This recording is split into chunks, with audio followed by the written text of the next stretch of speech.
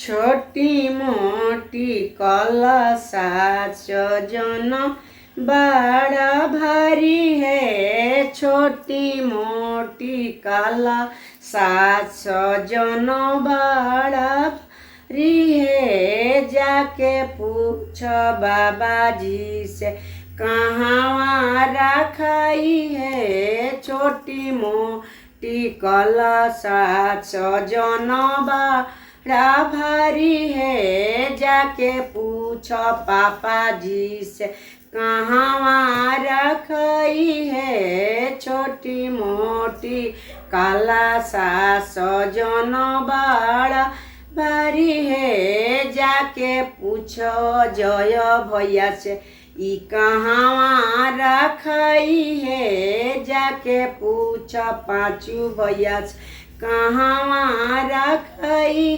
पूछेली अपन भाभी हंसेले अपन भैया ये कलशा जाके माड़ावा रखाई है। ये कलशा जाके माड़ावा रखाई है। छोटी मोटी कलशा सजन बड़ा भारी है। हंसेले अपन जीजाजी माड़ावा रखाई है। ये कलश से सारिन के हुई है बिया हो है।